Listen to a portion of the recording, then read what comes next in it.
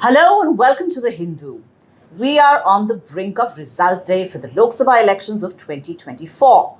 And it has all of its attendant excitement, of course.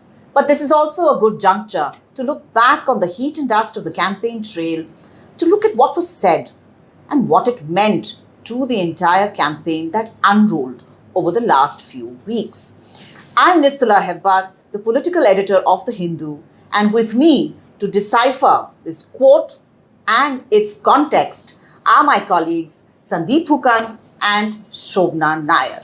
Now, without wasting much time, let's just plunge into right away what was said, what were some of the important quotes that were said. Now, to start off with, we begin with Prime Minister Narendra Modi's fiery speech in Rajasthan on fears that a wealth distribution plan may result in the snatching of mangalsutras from the necks of married women. मेरी माताओं बहनों की जिंदगी में सोना वो सिर्फ show करने के लिए नहीं होता है, उसके स्वाभिमान से जुड़ा हुआ है।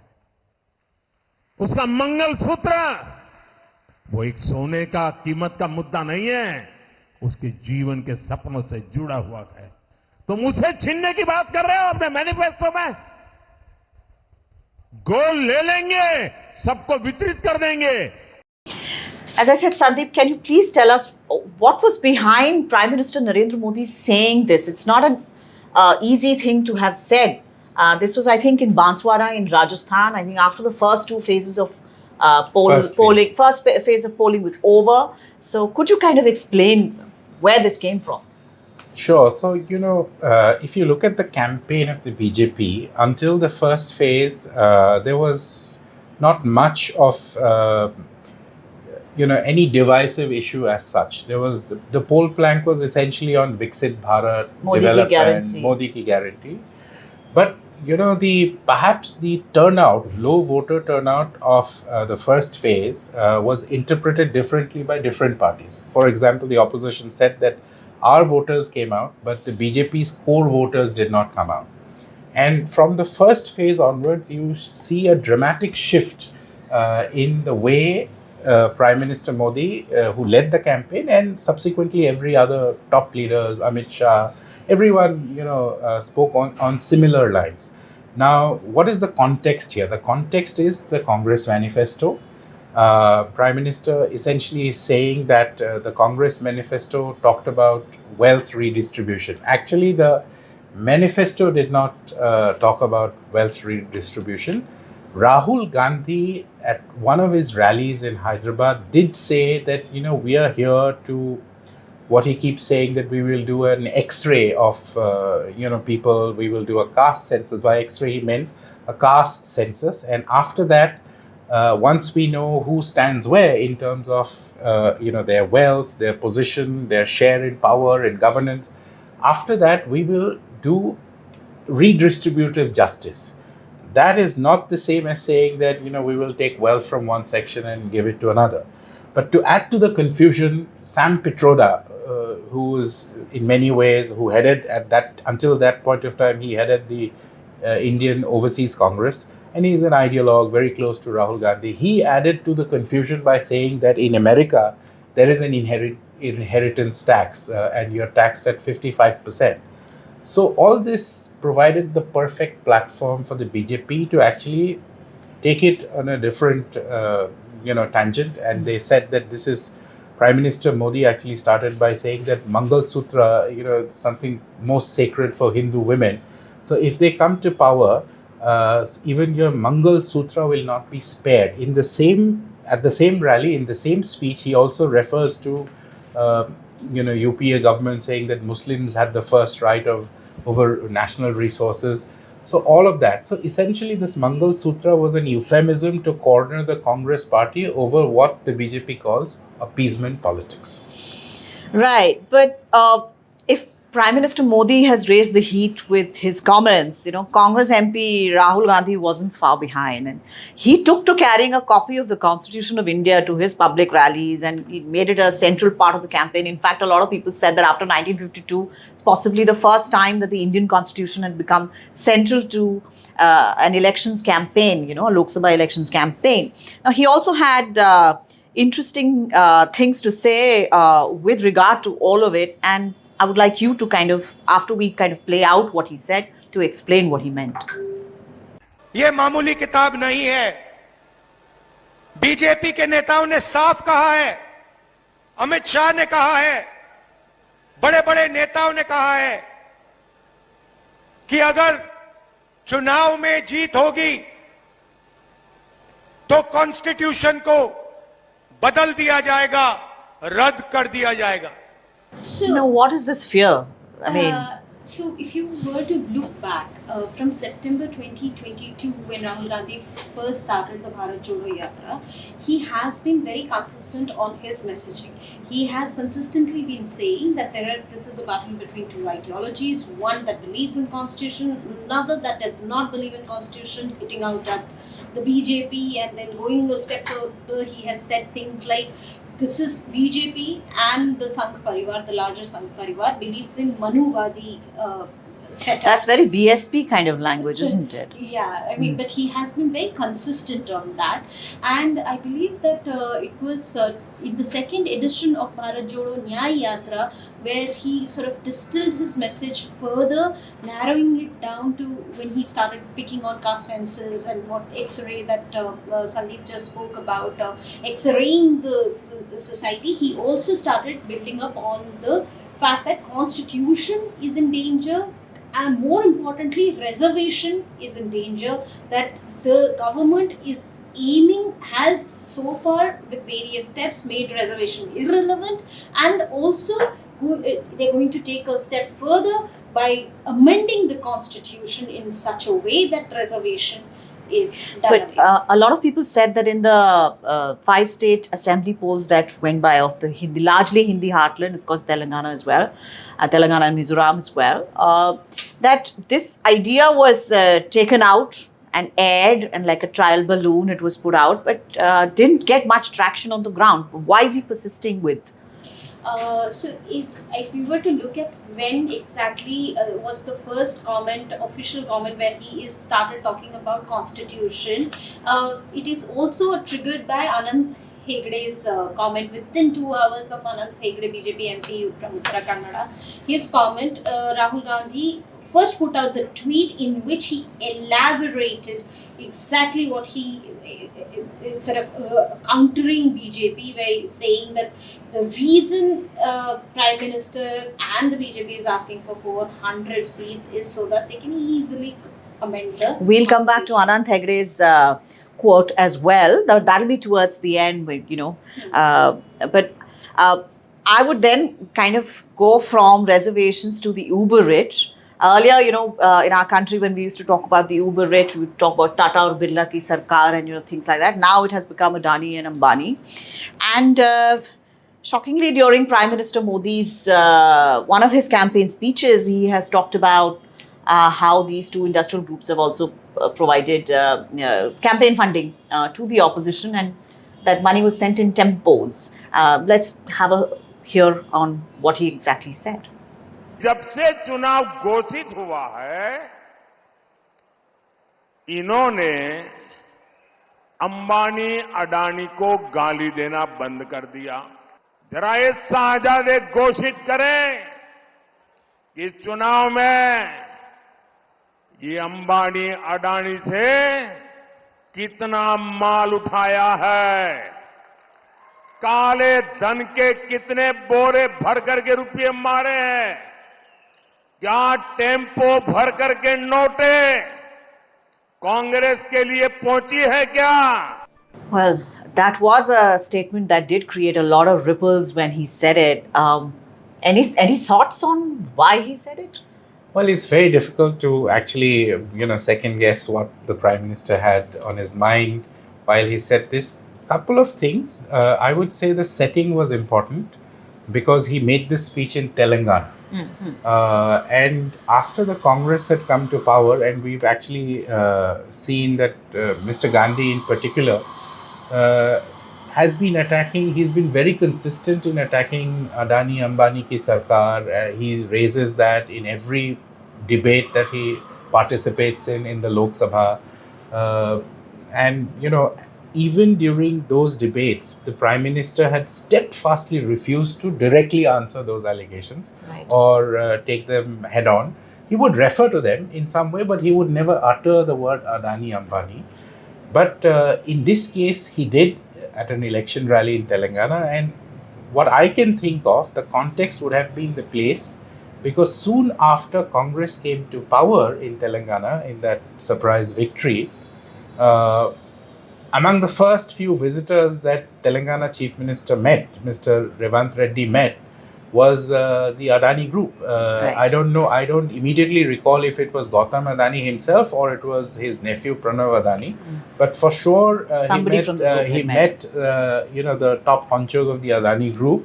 So perhaps the context is that, look, as they say in Hindi, हाथी के दांत खाने के कुछ है और दिखाने के कुछ और. So, so while you can keep criticizing me being in the opposition, but when you come to power, you need to do business with a big business group.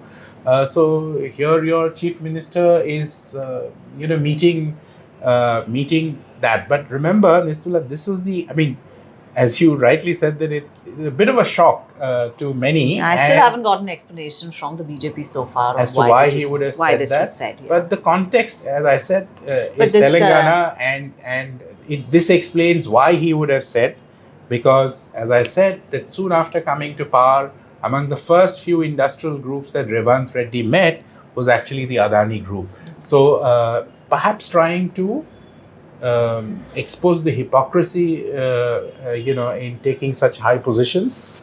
At the same time, do remember that politicians also say these things when they, in their own assessment, when they believe that something has stuck on to me and I need to dissociate myself from this. So that could have been another, Sandeep, there's also been a bit of a pushback from Rahul Gandhi on this particular statement. Let's play that out and then I would like you to tell me what it means. उनको कैसे मालूम कि Adani tempo में पैसे भेजता है? कैसे पता उनको? और भाइयों और बहनों, हिंदुस्तान के प्रधानमंत्री, नोटबंदी वाले प्रधानमंत्री ने बोला कि अदानी और अंबानी काला धन देते हैं. तो मोदी जी, अगर अदानी और अंबानी काला धन देते हैं तो आपने उन पर सीबीआई ईडी की इंक्वायरी क्यों नहीं कराई? क्योंकि वो आपके मित्र हैं. Well, also a pretty strong pushback. In fact, I think this is one of his election speeches. But on the day when Prime Minister made this allegation, on the Congress and against Mr. Gandhi in particular, within 2 hours he actually released a video where he said, Pradhan Mantri ji, normally you take the name of Adani and Ambani in closed doors. Are you a little scared that you actually were forced to take his name publicly? And then he repeated pretty much the same thing. Why don't you get your ED and CBI and the agencies to investigate them? What stops you from investigating? So in cricketing terms, this was actually a full toss that was given to the Congress. They made full use of it. One of the few. Yeah, one of the very few actually. And they made full use of it. And subsequently, I did not hear the Prime Minister repeat this again in any other rally. This was the only rally where he had said it. True. And after that, because the pushback was very aggressive, very strong, very quick, and I think this whole it became quite personal. No? When he said that, "Kya aapko personal experience hai?" So in a way, it's a direct attack on the Prime Minister himself. How do you know that they bring money in a tempo? So obviously that's a turn of phrase that the Prime Minister had used at an election rally, but as I said, that they made full use of this turn of phrase, and to that extent, I think the Congress did well to counter it and aggressively kept attacking the BJP on this plank, so that we did not see a second time the same issue being raised. Right. But now we have to come to Ananth Kumar Hegde, as I said, and he created a 7-phase storm, and he is not even a candidate. All right, yes. He was denied a ticket from the Uttara Kannada constituency. I remember the day he said what we're going to play out later. That very evening, late in the evening, we got a statement from the BJP distancing itself from Ananth Kumar Hegde's quote. Let's just first hear that quote, and then you can describe the storm and why it happened. Modi ಅವರು ಒಂದು ಮಾತನ್ನ ಹೇಳಿದ್ರು, ಅಬ್ಕಿ bar 400 ಪಾರ್, ಈ ಬಾರಿ 400ಕ್ಕೂ ಹೆಚ್ಚು ಸೀಟನ್ನು ಗೆಲ್ಲಬೇಕು ಅಂತ ಅವರು ಹೇಳಿದ್ರು. ಯಾಕೆ 400? ಯಾಕೆ? ನಮಗೆ ಲೋಕಸಭೆಯಲ್ಲಿ ಬಹುಮತ ಇದೆ, 2/3 ಮೆಜಾರಿಟಿ ಇದೆ. ರಾಜ್ಯಸಭೆಯಲ್ಲಿ ನಮಗೆ 2/3 ಮೆಜಾರಿಟಿ ಇದೆ, ಅಲ್ಪ ಬಹುಮತ ಇದೆ. ಸಂವಿಧಾನವನ್ನ ತಿದ್ದುಪಡಿ ಮಾಡಬೇಕಾದ್ರೆ ಏನು ಮೂಲಭೂತವಾಗಿ ಸಂವಿಧಾನವನ್ನ ಸಂಪೂರ್ಣವಾಗಿ ತಿರುಚಿದ್ರು ಕಾಂಗ್ರೆಸ್ನವರು, ಅದರಲ್ಲಿ ಬ್ಯಾಡದೇ ಇರೋದನ್ನೆಲ್ಲ ತುರುಕಿದ್ರು, ವಿಶೇಷವಾಗಿ ಇಡೀ ಹಿಂದೂ ಸಮಾಜವನ್ನ ದಮನಿಸುವಂತಹ ರೀತಿಯಲ್ಲಿ ಕಾನೂನನ್ನ ತಂದಿಟ್ಟಿದ್ರು. ಇದೆಲ್ಲವೂ ಬದಲಾಗಬೇಕಾದ್ರೆ ಈ ಮೆಜಾರಿಟಿಯಲ್ಲಿ ಆಗುವುದಿಲ್ಲ. So this is in Kannada, and it's my mother tongue, so I can tell you that he's basically saying that we need 400. Why do we need 400 seats? We've already got we've got a majority, we've had a majority in the last 2 terms in the Lok Sabha, but we need like a 2/3 majority to make major changes in the constitution, the kind of changes that Congress never wanted, which is to we want to remove all the things, basic stuff that is harmful to Hindu society at large. So why do you think he has said it? What was the context and what happened? So one thing is there, we have to remember when he made this speech, around that time, the elections were still not announced. The election He was still hoping commission- to get a ticket. He was still hoping Yeah. to get a ticket, but of course he didn't land one. Arun Goel, Election Commissioner Arun Goel, had resigned, and the headlines on the day that he made this comment were actually dominated by Arun Goel's resignation and the speculation Yeah, related because to that. the clarification that the BJP sent, it was like buried in the inside. Yeah. Yeah, because there was no space on the front page. Exactly, Yeah. because that is what was the news of the day. But somehow this is one comment that has changed the very direction. I won't say direction, but direction we will know only It was a tomorrow whether 7-phase it has- storm, let's put Yeah, it this yeah, way. yeah. That's actually a very apt way of putting it. And there were several echoes of it also.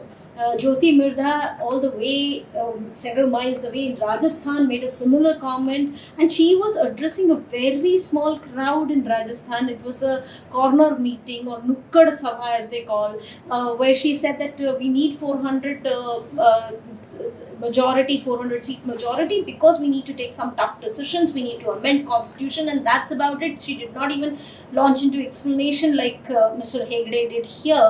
But of course, that message went across the country, and a lot of Dalit voters a couple of them that I spoke to, and there has been reporting across all mediums that there was a fear.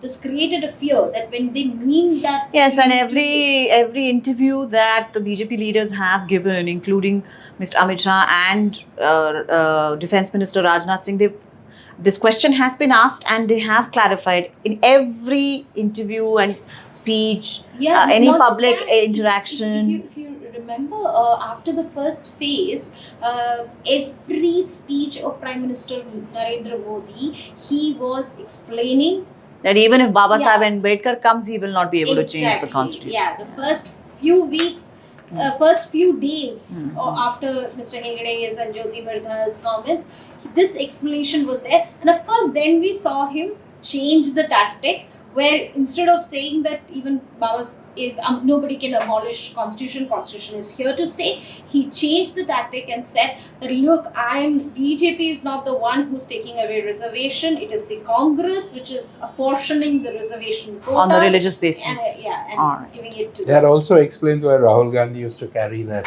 Constitution of India. because that was the pushback from the Congress.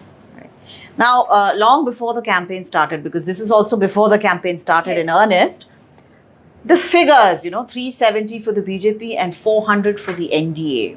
Now, these are figures that were given by Prime Minister Modi himself. This is in, I think, the last that the interim budget that was presented, that particular session, motion of thanks to the president. So, and I remember reporting on it and listening to that speech, and I said, okay, this is the headline, this is the lead where he's giving out a number like that.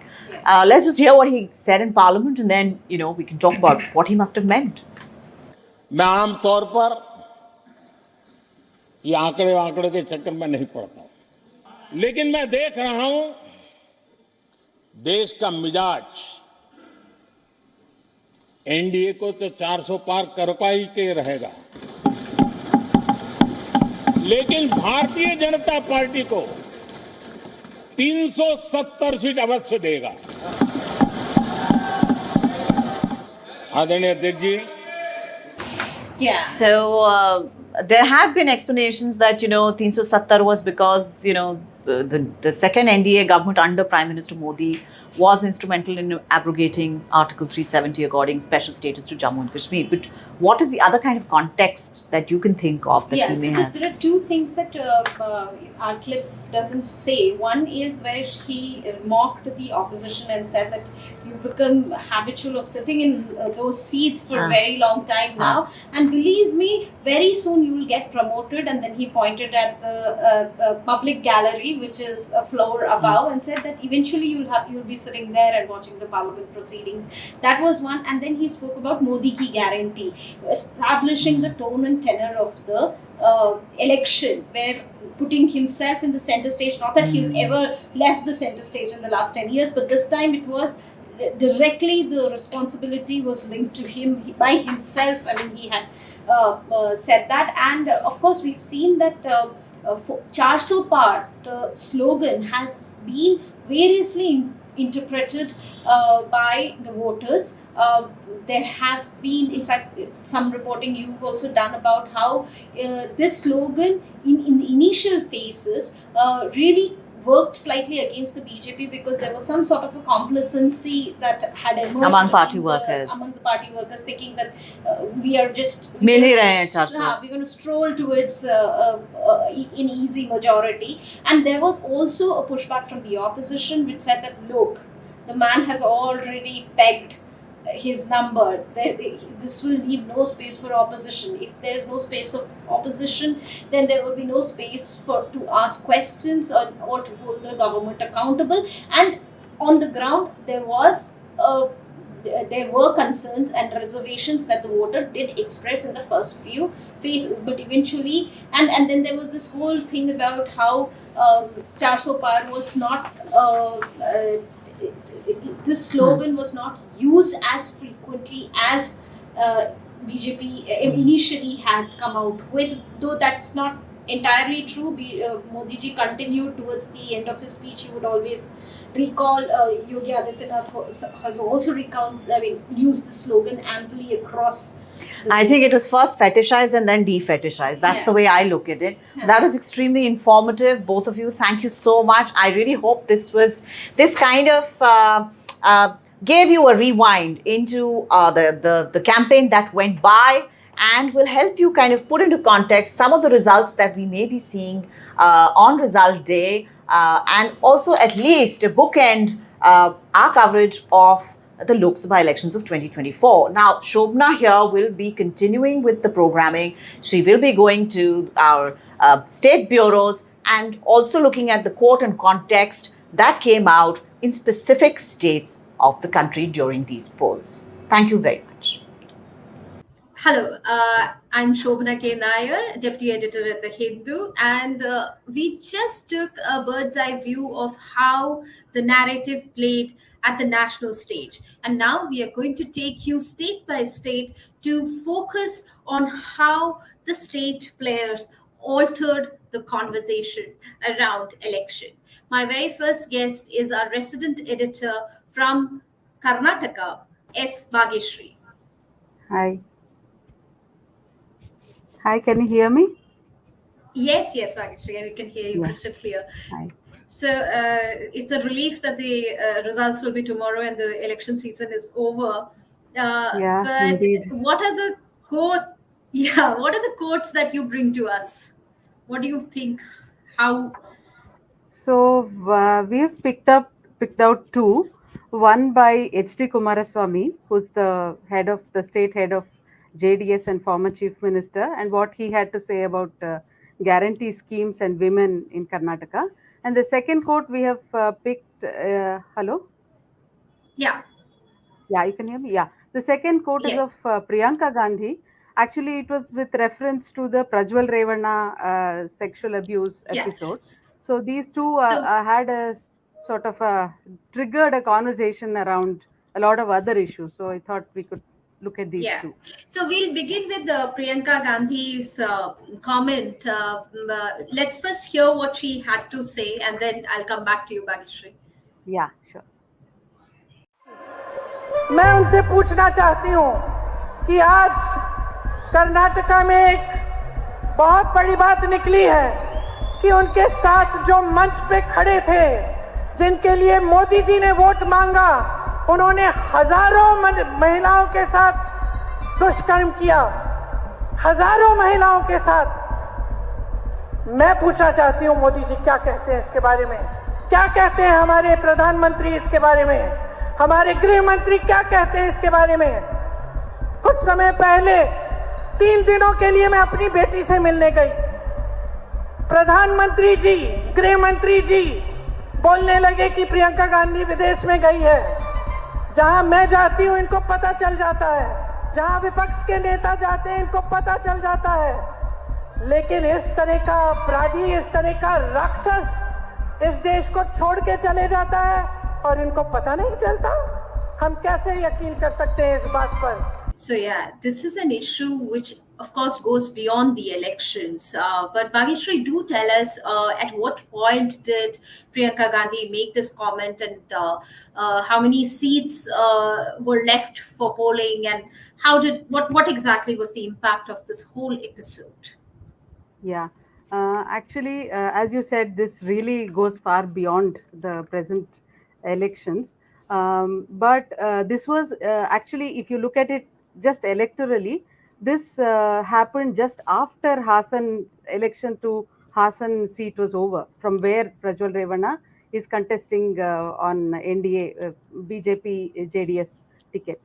So if you look at it in that sense, for that particular constituency, it may not have had that kind of an impact, because this speech and this episode itself became very big post the first phase of elections in Karnataka, when Hassan constituency itself went to polls. But as you said, it has far larger ramifications. For one, the next 14 seats were to go to polls in North Karnataka.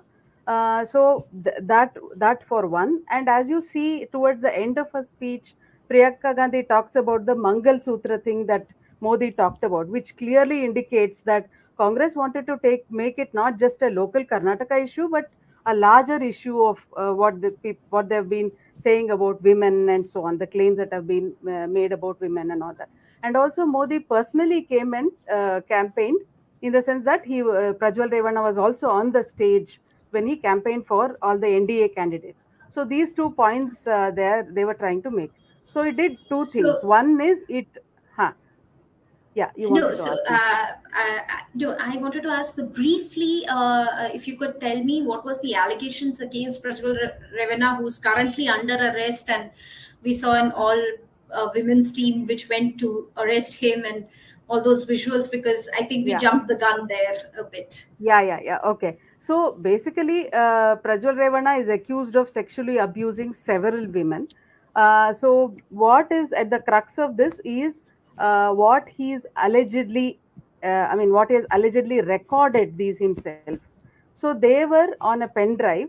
This investigation is still on into all this. So these videos, photos, short clips of him abusing women, or being with these women, several of them, probably recorded over a period of time by himself. They were on his phone, which were transferred onto a pen drive, and then it got leaked through a driver, who was his former driver, who fell out with the family. Then just before the elections in Hassan, these, in the form of pen drives, they were widely circulated in Hassan. So within the Hassan constituency, this was very big news even before the election at Hassan. But SIT was set up and it became a larger, statewide, nationwide issue after the elections were over in that particular constituency. So this is currently it's under SIT. He's been arrested. He was not there. He was abroad for well over 1 month after the elections. He then returned. Now currently it is being investigated and he is currently in police custody. This is the background of the case itself. And what was the political impact of this? You said 14 seats were going to polls after this 14 seats. episode. 14 seats were going to polls. So these seats lie like not in the south, in South Karnataka where Hassan lies. So where JDS's own impact is sort of really far less than it is in South Karnataka. These are largely north and central Karnataka constituencies. But two things happened. One, it gained traction which went far beyond just South Karnataka seats because of the nature of things, and the allegations were massive, and it was pretty shocking beyond any regional kind of thing. That is one. And also at that point of time, another discussion was happening in North Karnataka over what BJP called law and order issue. Like this young girl Neha Hiremat was killed on the campus. So that had triggered two things. One is the love jihad issue, quote unquote love jihad, was propped up by the BJP, and that was widely in circulation, widely under discussion. And also BJP and JDS were talking a great deal about law and order issue. So in a sense, this episode and the shock waves it set off did have a certain impact in North Karnataka, as well as beyond Karnataka itself. Like I mentioned, for example, I think Rahul Gandhi and Priyanka spoke about it. Outside Karnataka also, they brought in references to this mangalsutra thing that Modi had talked about. So I think it had ramifications beyond whatever may be the investigation outcome eventually, but it definitely shook people and had an impact throughout Karnataka and India. So the second comment that we will be playing out for you is again connected to the women voters. Here's what H.D. Kumaraswamy, two-time Chief Minister of Karnataka, had to say. ಇವತ್ತು ಈ ಸರ್ಕಾರ ಕಳೆದ ಚುನಾವಣೆಯಲ್ಲಿ 5 ಗ್ಯಾರಂಟಿಗಳನ್ನು ಘೋಷಣೆ ಮಾಡಿ ನನ್ನ ಹಳ್ಳಿಯ ತಾಯಂದಿರು ಸ್ವಲ್ಪ ದಾರಿ ತಪ್ಪಿದ್ದಾರೆ. ಅವರ ಬದುಕೇನಾಗುತ್ತೆ ಅನ್ನೋದನ್ನ ಯೋಚನೆ ಮಾಡಬೇಕಾಗಿದೆ. ನಿಮ್ಮ ಕುಟುಂಬದ ಬದುಕೇನಾಗಬೇಕು ಯೋಚನೆ ಮಾಡಬೇಕಾಗಿದೆ. ಈ 5 ಹೇಳ್ತೀರಲ್ಲ, ಒಬ್ಬರ ವಿಷಯನೂ ಬರ್ತೀನಿ ಒಂದು ನಿಮಿಷ. ಇವತ್ತು ಅವರಿಗೆ 5 ಗ್ಯಾರಂಟಿ ಬಿಟ್ಟು ಬೇರೆ ಇನ್ನೇನೂ ಇಲ್ಲ. Bhagishri, this is interesting that Kumaraswamy is attacking welfareism has been at the center stage of the election narrative, be it at the central level or at the state level. In Karnataka especially, Congress takes a lot of pride in giving out various freebies is a bit of a stretch to call them, but yes, welfare schemes. So tell us, what was the impact of this comment and what was the pushback on that? Yeah, so Congress has been, of course, like you said, talking a lot about its 5 guarantee schemes, and going into elections now, what they have often said is that we promised 5 guarantees and we have delivered, which goes to show that we are reliable, as in like we have delivered on what we promised. And that is reason enough for you to vote for us. I mean, like we have given you what we promised, and therefore we deserve your trust, and your vote kind of narrative has been prominent in Congress's campaign throughout. So in that context, naturally BJP and JDS have been trying to punch holes in this in several ways. One is on the delivery of the promises, and also on the very nature of the promises themselves. But I think they, at some point of time, they also realize that the ground that they have taken has been shifting depending on the kind of response that they have got. In this, of the 5 guarantees, the 2 are related to women. Like you said, both our clips in some sense are about women. So one is Shakti, which is the free bus free bus in all non-luxury buses. Second is Griha Lakshmi, which is 2,000 given to women who are eligible for it. So but in this particular clip, he's targeting both these. He is saying that these are again very popular narratives, like the kind of stuff that gets circulated in WhatsApp, the kind of stuff you get to hear when in all these television vox pops, when you talk to men, these are typically the things they have said. Like the money that they're giving these women, they pickpocket, what they have picked from men, like in the sense that basically saying that it's liquor money. So they make liquor costlier. They take that money from you and give it to your wives. That's one. And second is that their women have somehow forgotten their primary responsibilities. Like he's saying both these things. Like imagine women traveling for free. That's like yeah, too much. I know. For That anyone to too, digest, traveling free, yes, traveling free, and also having some money to spend probably on the journey. So that's like not acceptable. So these are the two things he's referring to, and though it sounds very off the cuff and all that, it really picks on two popular narratives among a lot of among men, I would say. So he is trying to leverage that, but it got a lot of backlash, so much so that he had to apologize. He did apologize 2 days, a day later, I think. Yeah. And then, but with a caveat, he said that I'm sorry, my sisters and mothers, if I've hurt you, but you should remember that the government is misusing your innocence. That's what he said later. But of course, it goes to show that the kind of backlash, not only from opposition but from several from the ruling party leaders, but also from several women's groups, and also a lot of women themselves who are happy with the scheme, compelled him to sort of backtrack and apologize. That is quite an important moment. It lasted about an entire week, and it came before the first phase of elections. So we'll know only tomorrow whether the women are planning to have already punished JDS or not. Thank you, Bhageshri, for joining. Thank you. And thank you. And we're next taking you to Maharashtra, where we will be joined by our Maharashtra correspondent, Shomajit Banerjee. So we have Shomajit with us. Shomajit, this has been a very interesting election, I believe, and we spoke earlier also. But one thing, this election in Maharashtra has been centered around the question on which is the real Shiv Sena? Is it Uddhav Thackeray's Shiv Sena, or is it Eknath Shinde's Shiv Sena?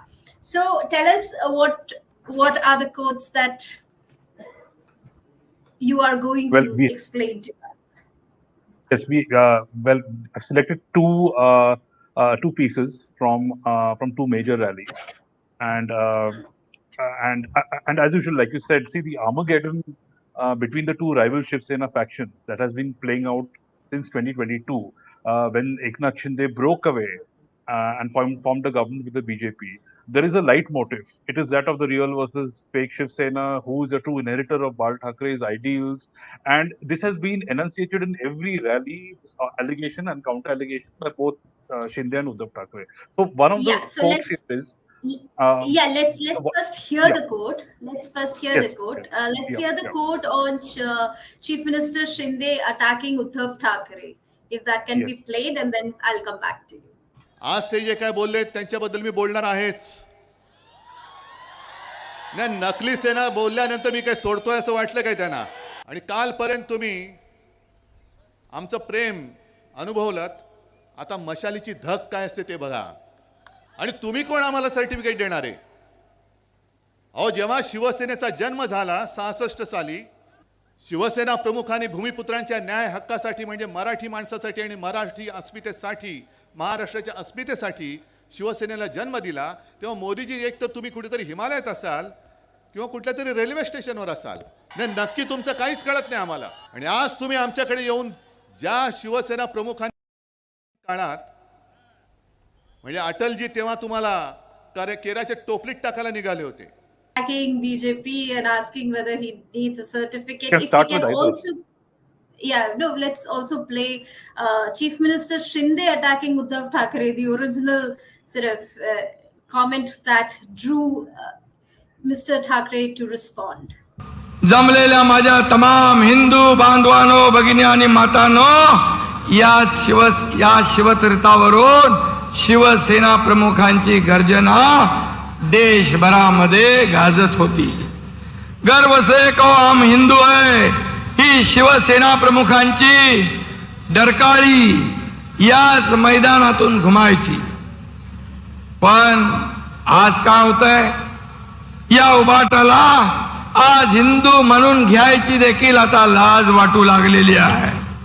गर्व से कहो हम हिंदू है बोलायची हिम्मत राहिली नाही आणि हिंदू हृदय सम्राट म्हणून बोलायला देखील जीभ कचरू लागलेली आहे. आणि म्हणून ही लाचारी खरं म्हणजे मतांसाठी, खरं म्हणजे आज माणूस किती बदलू शकतो. Yeah, so this is very interesting. We are actually standing at the cusp of formation of the 18th Lok Sabha.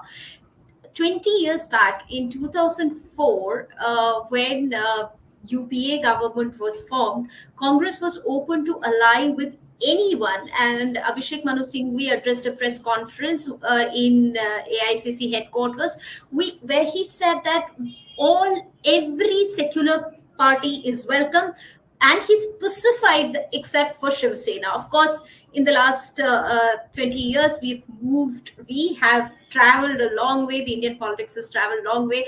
And right now, the two clips that we played out for you was on the question of whether Shinde faction of Shiv Sena is Hindu enough, or is it Uddhav Thackeray faction, which has to prove, because it is in alliance with the Congress, on its credentials. Shomajit, please tell us how has this battle played out? Well, see, in this Armageddon, this theme about real versus fake Shiv Sena, diluted Hindutva versus radical or firm Hindutva, now this has been a leitmotif. It's been recurring not just in the immediate run-up to the elections, but ever since June 2022. In fact, almost immediately afterwards, when both Eknath Shinde and Uddhav Thackeray had major rallies, say in the Konkan or in the Marathwada region or anywhere in Bombay, these accusations used to be hurtled about by both Mr. Thackeray and Mr. Shinde. Now, the question here is, it seems very interesting, because in when we talk about Shinde's rally was in Shivaji Park. This was the last rally where PM Modi, which PM Modi held in Maharashtra. It was the 19th rally. It was in Bombay Shivaji Park. Raj Thackeray was present there. So it was a momentous occasion. The Mahayuti ended its campaign with a real bang. And Shinde pointedly said that it was Bal Thackeray who used to begin his speeches with the famous opening line that Zamlela Majya Tamam Hindu Bandhavanno Bhagininni Ani Mata, by which he meant Hindu brothers, mothers, and sisters. Now, Uddhav Thackeray hasn't been using this word at all. He's modified the Hindu to Zamlela Majya Deshbhakta Bhagininni Matanno Ani Bandhavanno, because of his alliance with the Congress. So Uddhav Thackeray has given it out that we are fighting to save democracy. And Shinde's Shiv Sena and PM Modi and Amit Shah have accused Uddhav Thackeray of utterly jettisoning his father's ideals. And this place, Shivaji Park, is, it's like the Camelot for the Shiv Sena. It is hallowed ground. This was a place where Bal Thackeray founded the party in 1966 with its nativist agenda, Sons of the Soil's agenda. And by 1967, the Sena had created enough trouble to pull down a Congress stalwart like V.K. Krishna Menon, who was a then defense minister. V.K. Krishna Menon loses the 1967 elections from the Mumbai Northeast constituency because the Sena had actively run a campaign against him by calling him a carpetbagger. And we all remember the rioting that took place against South Indian establishments at that time. And these these incidents helped crystallize the Sena as the nativist party of Maharashtra at the time.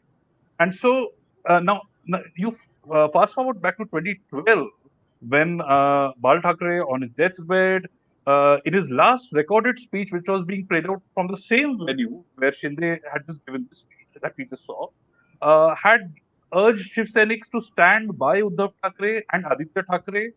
And in that message, Bal Thackeray had also sent it out. He sent out an implied message urging Raj Thackeray to join hands with Uddhav. Now, 12 years later, in 2024, neither the Shiv Sainiks are one block behind Uddhav, nor is Raj Thackeray with Uddhav. The MNS and the Sena coming together are now, that's a chimera. But the MNS has come together with one faction of the Sena, that is Eknath Shinde Sena. And through Shinde's campaign has been to, and PM Modi's campaign, they've been accusing Uddhav Thackeray as being the fake Shiv Sena. He has not participated in the Ram Temple consecration ceremony, and Shinde often says that we don't want Balasaheb's property. Balasaheb's property to us means his ideals, to imply that we are the true inheritors of Bal Thackeray's ideals. Now, Uddhav Thackeray has had to do a lot in order to square the circle and to justify his alliance with the Congress. Uddhav Thackeray has reinvented the Shiv Sena of the 90s, of the 80s, the hardline Shiv Sena, as an inclusive Shiv Sena. And even before, not just Solapur rally clip that we played out, even before, as early as February, when he was campaigning in the Konkan, Muslims and Christians participated in his rallies in large numbers, and Uddhav proudly said that ours is an inclusive Hindutva, and there is the statue of Shivaji Maharaj on one side, there is a dargah on the other side. Muslims come to me with the Quran, and they understand our Hindutva. And Bal Thackeray, most importantly, what Uddhav Thackeray said, that Bal Thackeray's Hindutva was not the one which came to stir discord between two religions. This is how they've been making the pitch.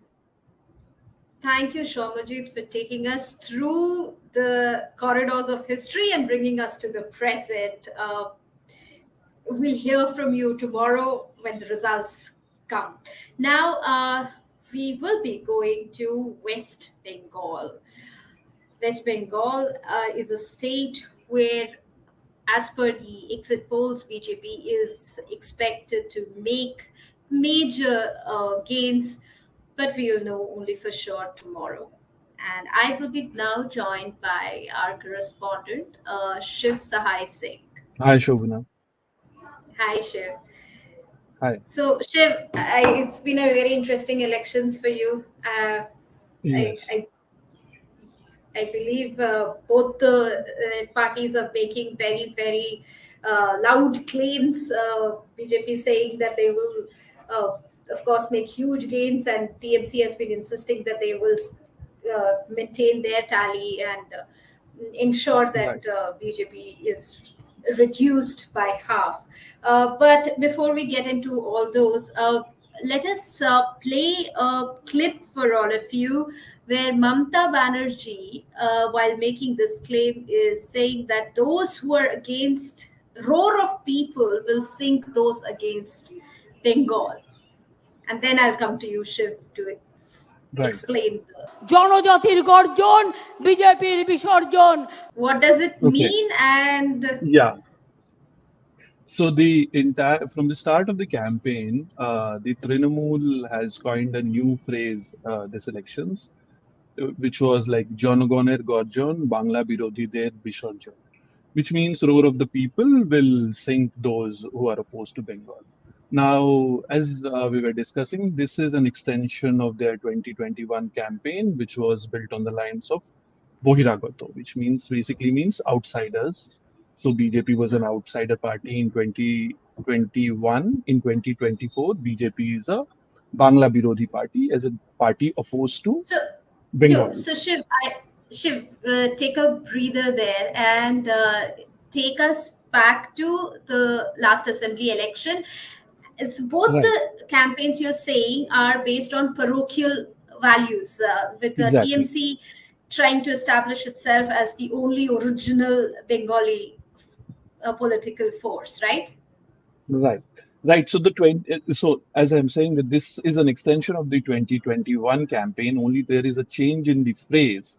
So it was outsider, Bohiragato in 2021, as you said that BJP is a party of outsiders, and the Trinamool is the true inheritor of the legacy of Bengal's political legacy. And basically, BJP is a party where people from Gujarat or other states, they come and they campaign. Now, this time, the term Bohiragot has been changed by Bangla Birodhi. This is very interesting as to why this has happened. Because Trinamool itself is being accused of fielding candidates like Yusuf Pathan and Kirti Azad and Shatrughan Sinha, of course. And these candidates are not from Bengal. So, from Bohiragot, outsiders, it is Bangla Birodhi, which is people who are opposed to Bengal. Now, there is also a context to why Trinamool is using this. This election, one of their major campaigns have been the denial of central funds, as you've reported, the Manrega, and Manrega has been stopped for almost 2 years, resulting in widespread distress. So, the Trinamool is trying to project BJP as a party which is against the interest of the people of the state, though it is asking for votes, but it doesn't release funds, it stops these schemes. And this has been their narrative throughout this election. Now, this particular slogan, there have been songs written about it, there have been websites about it, and throughout the campaign, from the start of the campaign till the end of the campaign, both Chief Minister Mamata Banerjee and Abhishek Banerjee have referred BJP as Bangla Birodhis. And the Bangla Birodhi BJP has been the, main pole plank of their campaign. So even there was some conversation about food also, and even Machli came into this conversation. Yes. No? So the issue of identity has always dominated for the past few years, have dominated the West Bengal politics, and the Trinamool says that they want uniformity in food, they want uniformity in language, they can't speak Bengali properly. And whenever the Prime Minister comes, he speaks Bengali words, but he's reading from a teleprompter. They want you to all to turn vegetarian. And, she often refers that to stop eating fish, and food is such an important thing in West Bengal, so it connects with the people. So the question of, food and language and all have come into Trinamool's campaign. Yeah. The Bengali should hold on to their prawn curry is very, very important. Prawn But curries and ilish. yes, Elish, yes. But in this election, women voters have obviously, we will know tomorrow how crucial their contribution has been. But so far, the campaign narrative has been in various states centered around the women voters. Now, in West Bengal, especially, we saw how Sandesh Khali became such an important issue in the campaign. First, we'll play a clip of Prime Minister Narendra Modi speaking on Sandesh Khali, and then I'll come to you, Shiv, to explain us the impact of the speech and the other implications. इन सारे नेताओं ने रात दिन लड़ाई लड़ी, माताओं बहनों के सम्मान के लिए लड़ाई लड़ी, लाठियां खाई, मुसीबतें झेली, बीजेपी के दबाव में आखिरकार कल बंगाल पुलिस ने आपकी ताकत के सामने झुक करके उस आरोपी को गिरफ्तार करना पड़ा। टीएमसी के राज में टीएमसी का ये अपराधी नेता करीब करीब 2 महीने तक फरार रहा। कोई तो होगा ना जो उनको बचाता होगा। क्या ऐसी टीएमसी को माफ करेंगे? ऐसी टीएमसी को माफ करेंगे?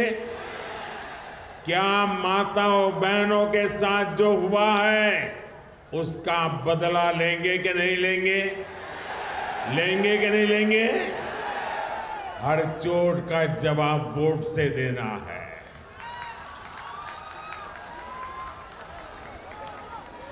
आज बंगाल की जनता यहाँ के मुख्यमंत्री दीदी से पूछ रही है, क्या कुछ लोगों का वोट आपके लिए संदेश खाली की पीड़ित महिलाओं से भी ज्यादा अहम हो गया है?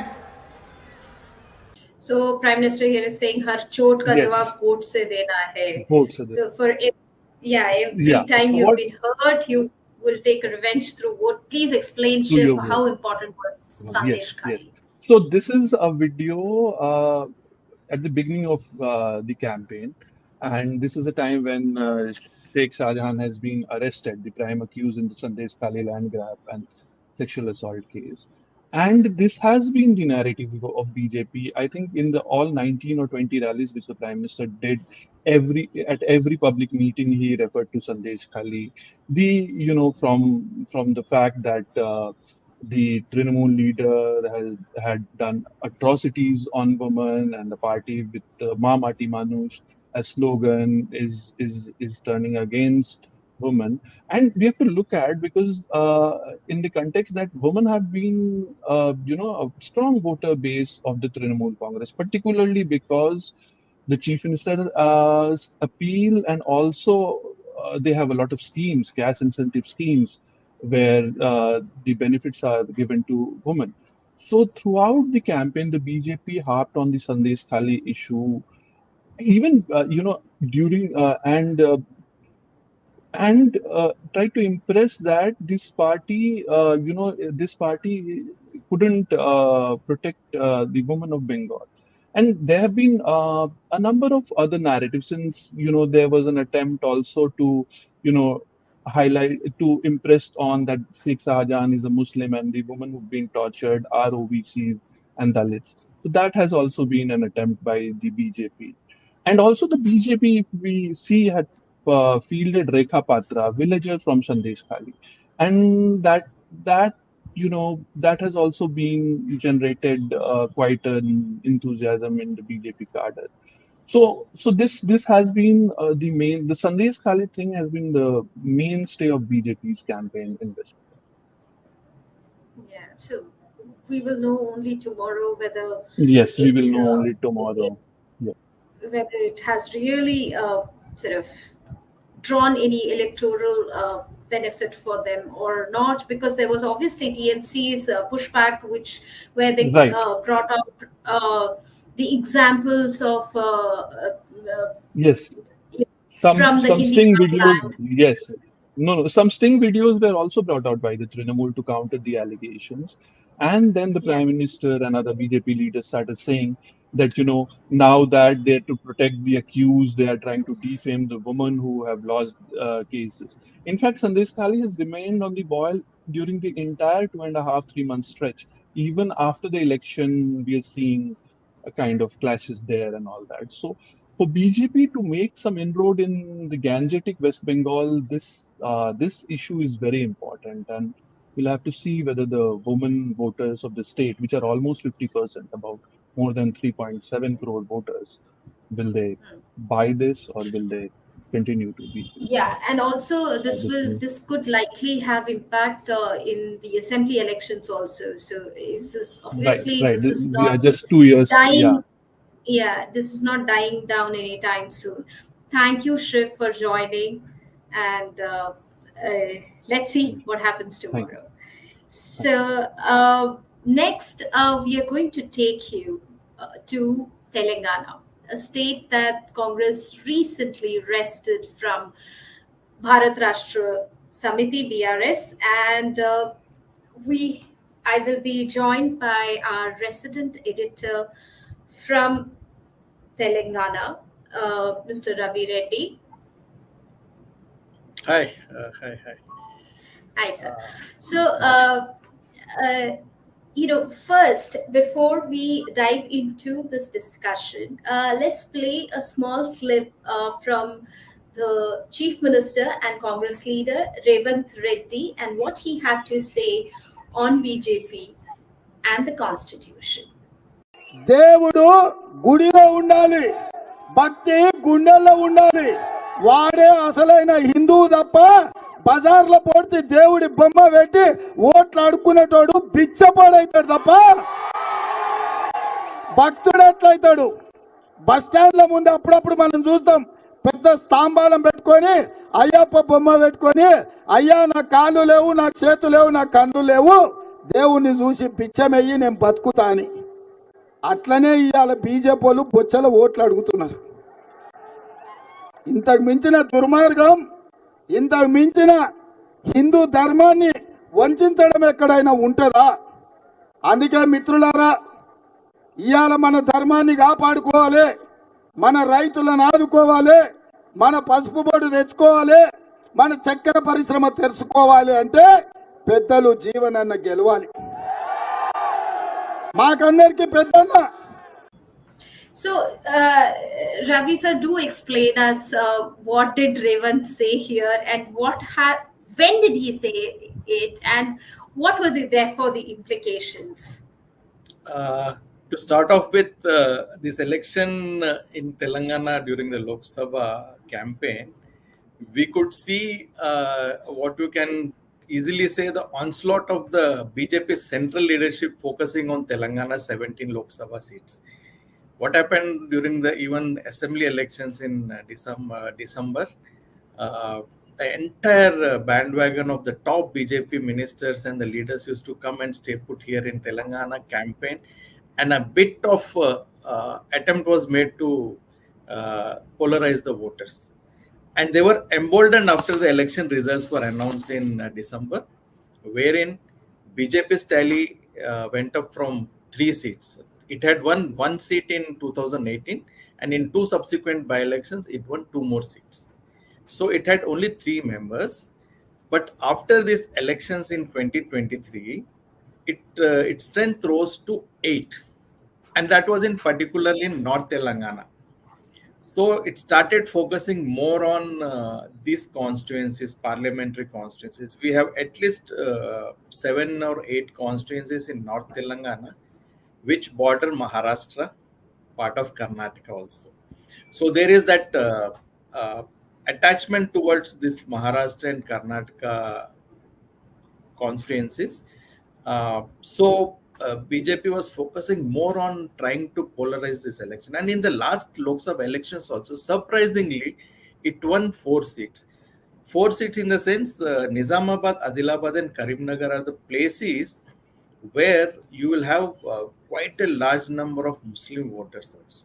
So that polarization had happened in 2019 Lok Sabha elections, and the results of 2023 assembly elections had only made the BJP to focus on its strength in trying to polarize the voters in these constituencies, and it partly succeeded.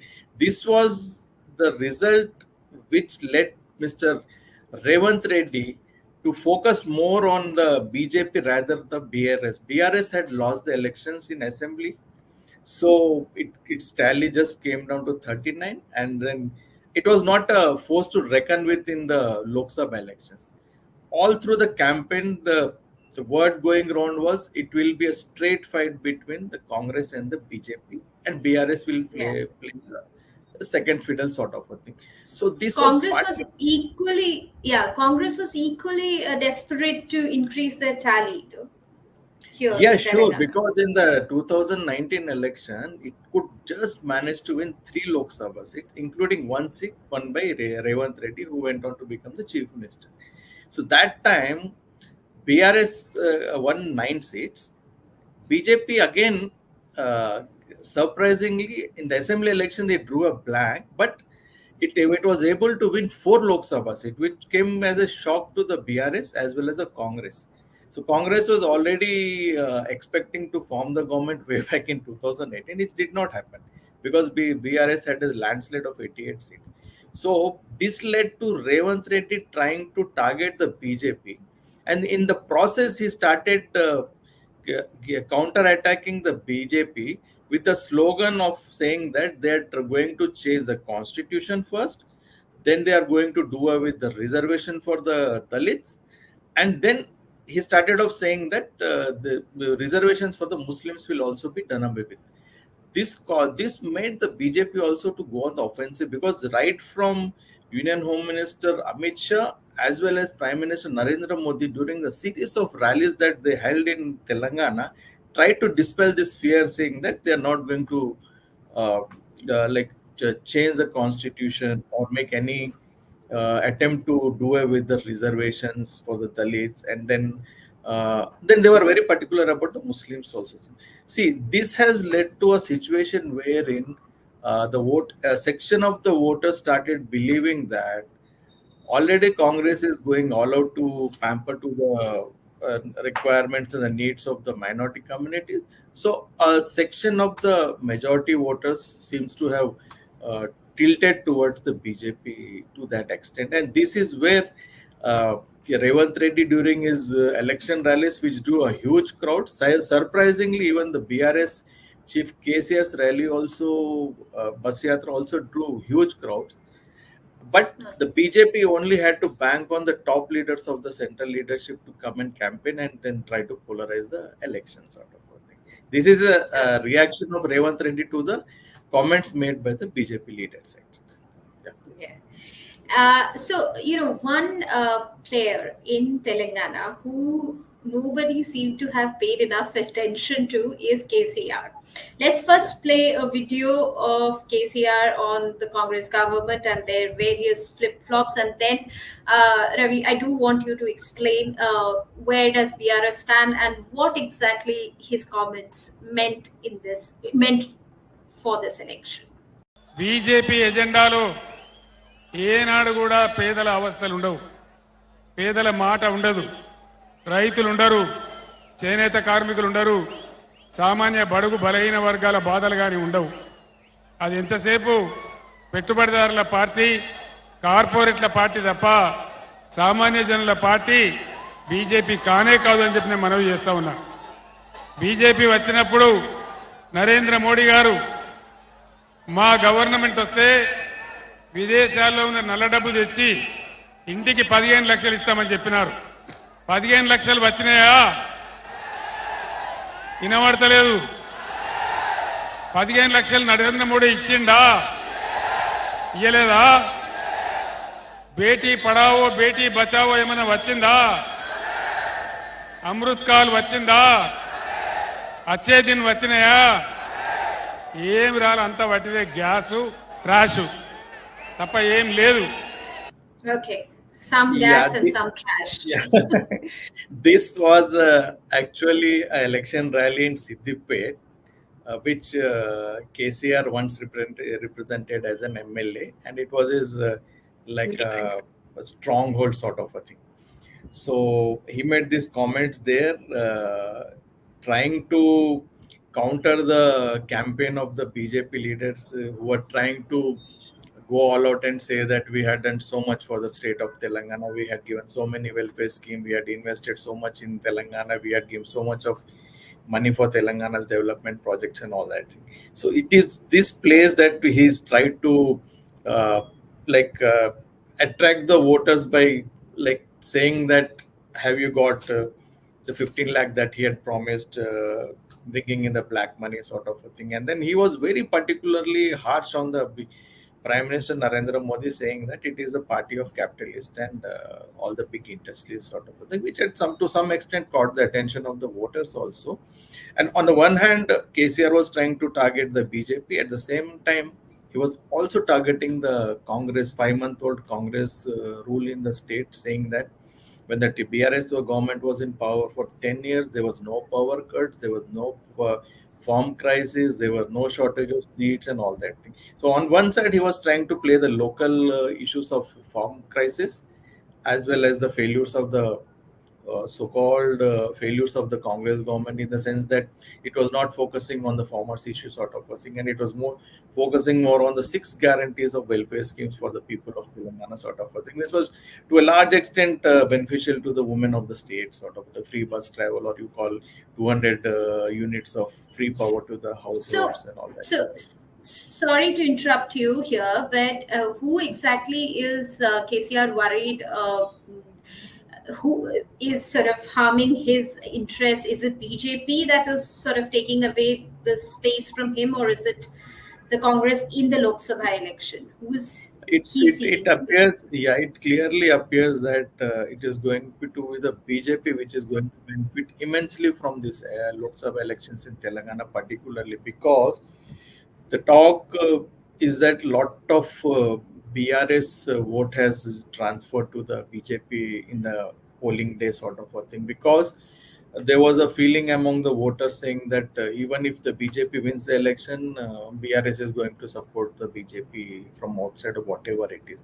This feeling had led to a lot of BRS cadres and leaders also trying to just instruct the followers or the voters, saying that, okay, instead of voting for the arch enemy, this has happened unofficially to a large extent, and this time I think the vote share of BRS is going to drastically come down, and the vote share of BJP is going to increase a lot, and then they are likely to perform very well and compete with the Congress very strongly, in fact, actually. Yeah, we'll know all these on just a few hours from now, tomorrow morning. Thank you, Ravi sir, for joining, and I'm quickly now going to take you to Tamil Nadu. Now, Tamil Nadu, thank you so much. In Tamil Nadu, a 50-year-old bilateral agreement between India and Sri Lanka took the center stage in the Lok Sabha elections. I will be joined by Ramakrishnan T, who has been reporting from our Tamil Chennai bureau for very, very long now. Welcome, sir. So while you are unmuting yourself, can we first play the video where BJP President Annamalai first raised the issue of Kachativu? இத்தனை காலமாக இது classified மெட்டீரியலாக இருந்துச்சு. இன்னைக்கு அந்த minutes of the மீட்டிங்கை நாம் பார்க்கும் பொழுது அதிலே மிக தெல்ல தெளிவாக தெரிகிறது, கச்சத்தீவு கொடுப்பதற்கு 1 மாத காலத்திற்கு முன்பு வெளியுறவுத்துறை செயலாளர் கேவல் சிங் அவர்கள் தமிழ்நாட்டினுடைய முதலமைச்சர் திரு கருணாநிதி அவர்களை சந்தித்து அனுமதியை பெற்று அதன் பிறகு கச்சத்தீவு இலங்கைக்கு கொடுக்கப்பட்டது என்பது தெல்ல தெளிவாக இந்த நோட்ஸ் நமக்கு காட்டுது. இந்த நோட்ஸ் பார்த்தீங்கன்னா இது போல கிட்டத்தட்ட ஒரு 9 பக்கத்திற்கான நோட்ஸ். அவங்களுடைய 1 மணி நேரம் நடந்த பிரீஃபிங் என்ன பேசினாங்க அப்படிங்கிறது 9 பக்கத்துக்கான நோட்ஸ். இதை முழுவதுமாக இன்னைக்கு பத்திரிகையாளர்கள் நாங்கள் வெளியிடுகின்றோம். நேற்று பேசியது, இன்று பேசியது எல்லா காப்பியும் உங்களுக்கு கொடுத்துட்றோம். இதில் மிக முக்கியமானது, அன்னைக்கு முதலமைச்சராக இருந்த கலைஞர் கருணாநிதி அவர்கள் கேட்குறாங்க, இதை ஒரு 2 வருடம் தள்ளி போட முடியுமா? இன்னைக்கு வேண்டாம், 2 வருடம் தள்ளி போட்டு கச்சத்தீவை நீங்க தார வாருங்க, இன்னைக்கு வேண்டாம் என்று சொல்றாங்க. ஸோ கலைஞர் கருணாநிதி அவர்கள் இதில் தெல்ல தெளிவாக தமிழகத்தினுடைய முதலமைச்சராக கச்சத்தீவு இலங்கைக்கு கொடுக்கப்பட்டதிலே அவருடைய முடிவும் இதில் இருந்துச்சு. அதில் எந்த மாற்று கருத்தும் இல்லை. சகோதர சகோதரிகள், இதை படிக்கும் பொழுது உங்களுக்கும் தெரியும். அதன் பிறகு நம்முடைய கருணாநிதி அவர்களோடு தமிழகத்தினுடைய சீஃப் செக்ரட்டரி, தலைமைச் செயலாளர் சபாநாயகம் அவர்கள் இருந்தாங்க. அந்த மீட்டிங்கில் கொஞ்ச நேரம் கழிச்சு ஹோம் செக்ரட்டரி அம்பரோஸ் அவங்க ஜாயின் பண்ணாங்க. அப்போ கூட கச்சத்தீவுக்கு நடுவில், குறிப்பாக அந்த ஃபிஷிங் லைனை கச்சத்தீவுக்கு சென்டரில் கொண்டு வர முடியுமா அப்படின்னு பேச்சுவார்த்தையில் நடந்துச்சு. ஆனால் கடைசியாக கருணாநிதி அவர்கள் கச்சத்தீவு காங்கிரஸ் அரசு இலங்கைக்கு கொடுப்பதில் சம்மதம் தெரிவித்தது மட்டுமில்ல, சின்ன விதமாக நான் போராட்டம் நடத்திக்கிறேன், இதை நான் லோக்கலில் ஹேண்டில் பண்ணிக்கிறேன், இதை பொலிட்டிக்கல் இஷ்யூ வரும்பொழுது நான் பார்த்துக்கிறேன், அந்த அளவுக்கு கருணாநிதி அவர்கள் அன்னைக்கு வெளியுறவுத்துறை செயலாளர் திரு கேவல் சிங் அவர்கள்ட்ட பேசியிருக்காங்க. ஆனால் இன்னைக்கு பாரதிய ஜனதா கட்சி நாங்கள் கேட்கக்கூடிய கேள்விகள், முதல் கேள்வி, அதாவது காங்கிரசும் திராவிட முன்னேற்ற கழகமும் 1974 கச்சத்தீவை திட்டமிட்டு சதி செய்துதான் இலங்கைக்கு கொடுத்திருக்கின்றார்கள். இதிலே திராவிட முன்னேற்ற கழகத்தினுடைய முழு பங்களிப்பு இருக்கு. இன்னைக்கு வெளியுறவுத்துறை அமைச்சர் திரு ஜெய்சங்கர் அவர்கள் சொன்னது போல 21 முறை தமிழகத்தினுடைய முதலமைச்சர் நாடகத்திற்காக கடிதம் எழுதுறாங்க. First, before we've just played out the clip on Kachativu, on what Annamalai had to say, and you need to tell us, did it change the direction of the election in Tamil Nadu? Kachativu, has been an issue of elections over the years, so this is not the first time that this is being picked up. But this time, Annamalai's disclosure of RTI reply sought to put the ruling DMK and its allied Congress in a to a corner. So that's the I think the Kachativu has been it's what we call, it's a dead issue, okay? But still you keep on flogging it, okay? That is every time, every party, there is all the parties, I think Tamil Nadu, cutting across affiliations, they have all demanded what they call retrieval, okay, of the islet. But this time, what Annamalai did was that he got RTI reply, of course, in a record time. We must appreciate him. And then he was able to, the minutes of the meeting that took place in June 1974, they provided some new insights, which we can't deny. Okay, and then because I tried to get the corroborating minutes from the Tamil Nadu government, but Tamil Nadu government, the reply was that they don't record a meeting, rather they don't record minutes of a meeting called by the central government. That's how called by the government of India. So it was the government of India that would have shared minutes. So and of course we have no time to share all those minutes. But the point is, so those that some 9-page document of that Annamalai got through RTI reply, I think it was sort of a big disclosure, and then it tried to, you see, the old issue being raked up in a different form, and then of course this I think DMK couldn't effectively counter Annamalai, but Chidambaram had a press conference in his home place, Karaikudi. There he was able to I think put the matter in perspective and said that please don't try to rake up an issue just for the sake of electoral gains, but putting the Tamils of Sri Lanka in a tight corner. So don't mislead them, all that he said. And then, of course, we did discuss this. We Tamils to discuss, keep on discussing certain issues. Then, of course, that was that for about 10 days.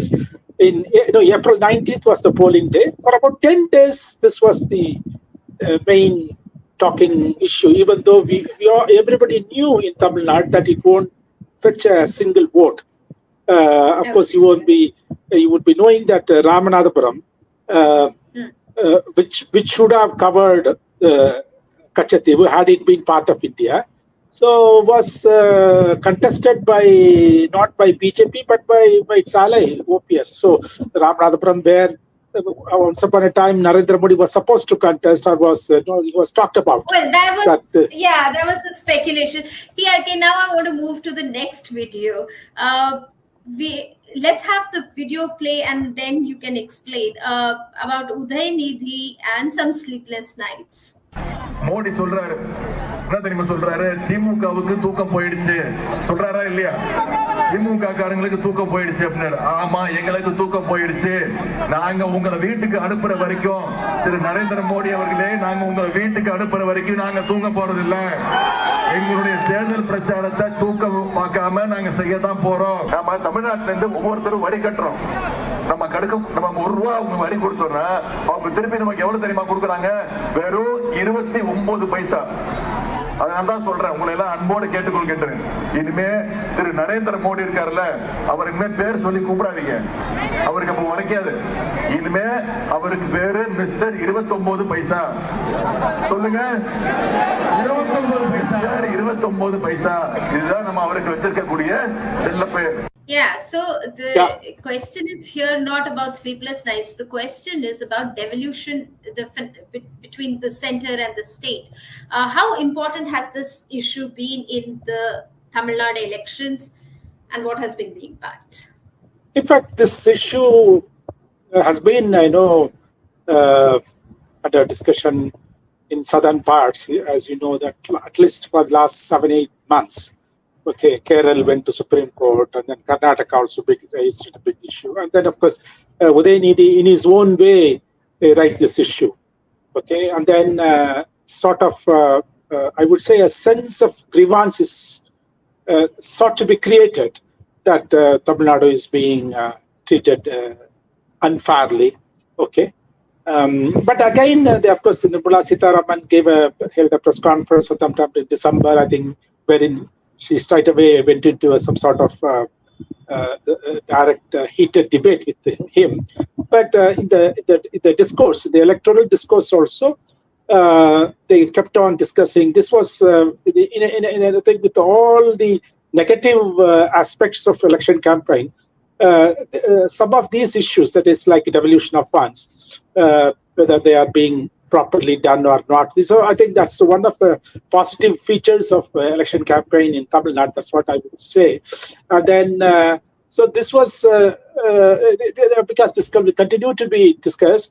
And then you have a new finance commission, and then there is a genuine concern that devolution, and then of course coupled with delimitation, which is not an issue now, as of now. But again, all that will be done in a manner that will not give render justice to Tamil Nadu or southern states. So this is I think it's a matter of genuine concern, not just I think it's a genuine concern among the intelligentsia and the educated class. And then, of course, the campaign by DMK, Udayanidhi, or Mr. Stalin also spoke about it several times. And then his finance minister, Thangam Thennarasu, and then previous finance minister, now IT minister, Parnivel Tyagarajan, they all spoke in their own way. But then BJP also tried to say that we have done this and that. So that is, of course, this is on these two issues, both Kachativu as well as this devolution. Largely, the discourse was between DMK and BJP. Of course, DMK's allies would support the DMK and then all that. Of course, ADMK tried to pitch in. ADMK tried to corner this DMK on the Kachativu issue. But on devolution, they didn't speak much. Okay, as a matter of tokenism, they spoke. But I think, but largely, these two issues, of course, shaped the election campaign in Tamil Nadu. Thank you, TRK. I will have to cut you short here, and we are going to go to my home state, Kerala, now. Kerala saw a very Kerala was a curious case, because here we have two committed partners of the India bloc. On one end, we have the left parties, and on the other, Congress-led UDF, both fighting against each other. And I will be joined by our Kochi Bureau Chief, Anandan S, who's going to explain to us to this very complicated chemistry of Kerala. But before I ask you to delve into it, I want us to watch the video where Rahul Gandhi is attacking Pinarayi Vijayan. Why is the BJP not attacking the Chief Minister of Kerala? Why are they not taking away his house, taking away his chief ministership, putting court cases on him, getting him interrogated by the ED? After all, 2 chief ministers are in jail today. And the second question is, when the BJP is destroying the constitution, attacking democracy, destroying the institutions, dividing India.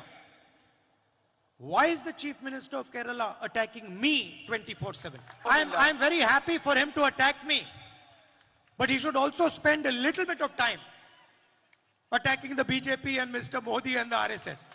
Okay, very interesting. Do explain what is Rahul Gandhi? This outburst was in. I think it was in one of his rallies in Kozhikode, I guess, and it was on April 18, exactly a week ahead of Kerala, the elections in Kerala, which was in the second phase on April 26, Friday. The context is that, see, back in 2019, if you look at it, Rahul Gandhi decided to contest from Wayanad, a constituency which is traditionally believed to be a Congress bastion. Sorry. Traditionally a Congress bastion. And even at that time, Kerala was in the thick of a huge controversy because the elections happened in the wake of the Sabarimala verdict by the Supreme Court. And there were massive rallies taking place in Kerala. Congress took up this issue and they were against women entering the Sabarimala temple. BJP also took up the cause, and there were Namajapa yatras taken out by different these two political parties. So it was at that time that Rahul Gandhi decided to contest from Kerala, and it is believed, at least by the left camp, that he was partly responsible for the Congress getting or the UDF getting 19 seats and the LDF getting reduced to just one of the 20 Lok Sabha seats in Kerala. So that is why this time around they announced, despite being part of the India alliance, they had made it very clear early on that the India alliance doesn't work in Kerala, because Kerala is a completely different ball game altogether, where you have two India alliance partners taking on each other, and there is no BJP. So that was the stance taken by the left parties, the Left Democratic Front. And they chose to field Annie Raja, a senior CPI leader from Wayanad. Her candidature was announced as early as February. And soon after, they started talking about Wayanad not having any development, Wayanad facing the issue of human-animal conflict, all those things. And naturally... Ananth, sorry, but while one understands the very curious case of Kerala where the two allies are fighting against each other, the sort of attack and counter-attacks between Pinarayi and Rahul Gandhi, the state chief minister, and Rahul Gandhi have been pretty odd and pretty sharp. Absolutely. No, I was coming to that point. In fact, the CPM feared that if there was a repeat of 2019, they would probably lose their national party status. And because it was in the wake of all these things that they fought the votes and returned to power, and which was for the first time in the state assembly. So, but then they lost two successive bypolls afterwards. So the CPM is generally on a sticky wicket, partly because of the fact that their finances have been completely skewed. So the government is totally cash strapped on one count, and on the other, you have had several issues, including a lot of controversies around surrounding the government and the functionaries, kin of Chief Minister, daughter of Chief Minister Pinarayi Vijayan himself. So you have had several central agencies making a beeline for Kerala over the last couple of years. So although they are a part of India alliance, and they've sought the support of the Congress elsewhere, or they are in alliance with Congress and other parties in states like Tamil Nadu, Rajasthan, and all that. So their argument was that Rahul Gandhi should have ideally taken on BJP, which he did later on in Raebareli. So instead of coming to Kerala, he should have focused up north. He should have focused in the Hindi heartland, and so that was the argument. So this is what riled Rahul Gandhi, because there was a point when the attack became sort of personal, and it almost sounded like they did not want to see him in Kerala at all. So that was the time when he retorted, and he took to this sort of an outburst. But then it did not end there, because it gave the impression that there was no unity in the India grouping, for one. Secondly, Pinarayi Vijayan took umbrage of this. He got angry, and he started calling Rahul Gandhi names. He referred to one nickname of Rahul Gandhi, which was widely used earlier on by right-wing parties, basically the BJP. And he also reminded Rahul Gandhi that because the question posed by Rahul Gandhi was, why was Pinarayi Vijayan not arrested or interrogated by the ED? And the retort was that your grandmother had arrested me and put me in jail, so I'm not scared to go to jail. So maybe you guys are afraid, but I'm not. So then it was carried on by other senior leaders, including Prakash Karat and several other left leaders. And this was this was a tool, given to the BJP, or rather a stick given to the BJP to beat both these parties with. Because I think Mr. Modi himself had referred to this, and he made good use of it in his election rallies. So this is a good segue where you say that both Chief Minister and left leader Pinarayi Vijayan borrows a phrase that the right-wing parties were used to use for Rahul Gandhi. That's a good segue to get into our next video clip of EP Jayarajan and his alleged conversation with Prakash Javadekar, BJP leader Prakash Javadekar.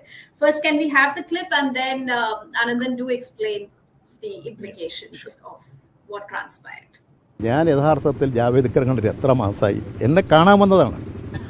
ഞാൻ തിരുവനന്തപുരത്ത് എൻ്റെ മകൻ്റെ ഫ്ലാറ്റിൽ എൻ്റെ മകൻ്റെ കുട്ടിയുടെ പിറന്നാളിൽ പങ്കെടുക്കാൻ പോയത്. ഞാനവിടെ പോലും വളരെ കുറവാണ്. ഞാൻ എവിടെയാണ് ഉള്ളതെന്ന് ഒരാൾ മകനോട് ചോദിച്ചു. അച്ഛൻ എവിടെയുണ്ട്? ഫ്ലാറ്റിൽ നിന്ന് മകൻ്റെ ജന്മദിനാണ്, പിന്നെ ഇവിടെയുണ്ടെന്ന്. ഒരു 10 മിനിറ്റ് കാണുമ്പോൾ കാണാം രണ്ടാളിങ്ങനെ കയറി വരും. അപ്പം കണ്ടപ്പോൾ തന്നെ ഇത് എനിക്ക് തോന്നി ജാവദേക്കർ അല്ലേ. അപ്പോൾ എനിക്ക് തന്നെ അത്ഭുതമായി. അപ്പോൾ ഒരു വീട്ടിലൊരാൾ വന്നപ്പോൾ ഇറങ്ങിപ്പോകുമെന്ന് പറയാൻ പറ്റില്ലല്ലോ. ഞാൻ വളരെ സന്തോഷപൂർവ്വം നമസ്കാരം പറഞ്ഞു. എന്താ വന്നു വെച്ചാൽ ഞങ്ങൾ ഇതിലേ കൂടി പോകുമായിരുന്നു. അപ്പോൾ നിങ്ങളിവിടെ ഉണ്ടെന്ന് പറഞ്ഞു. ഒന്ന് കാണാം. ഇതാണ് ഞാനുമായി അദ്ദേഹവുമായി സംസാരിച്ചിട്ടുള്ള കാര്യം. അദ്ദേഹം രാഷ്ട്രീയ കാര്യങ്ങൾ സംസാരിക്കാൻ ഞാൻ പറഞ്ഞു അത് ഞാനുമായിട്ട് വേണ്ട, നിങ്ങൾ രാഷ്ട്രീയ കാര്യങ്ങൾ ഞാൻ ഇപ്പോൾ സംസാരിക്കാൻ ആഗ്രഹിക്കുന്നില്ല എന്ന് പറഞ്ഞ് ഞാൻ പറഞ്ഞു എനിക്കൊരു മീറ്റിംഗ് ഉണ്ട്, ഞാൻ ഇറങ്ങുകയാണ്, നിങ്ങളൊരു കാര്യം ഇവിടെ ഇരുന്ന് ചായയൊക്കെ കഴിച്ചിട്ട് പോയാൽ. അപ്പോൾ അല്ല ഞങ്ങൾ ഇറങ്ങുകയാണ്. നിന്ന സ്ഥലത്ത് നിന്ന് വർത്താനം പറഞ്ഞ് ഞങ്ങൾ ഇറങ്ങി. തിരുവനന്തപുരത്ത് ആക്കുളത്തുള്ള മകൻ്റെ ഫ്ലാറ്റിലാണ്. ഇതൊന്നും എൻ്റെ അടുത്ത് ആരെല്ലാം വരുന്നുണ്ട്? കോൺഗ്രസിൻ്റെ ഉന്നതരായ നേതാക്കൾ വരുന്നില്ലേ? BJPയുടെ നേതാക്കൾ വരുന്നില്ലേ? ഇവർ മാത്രമാണോ? ആരെല്ലാം വരുന്നു സംസാരിച്ച്?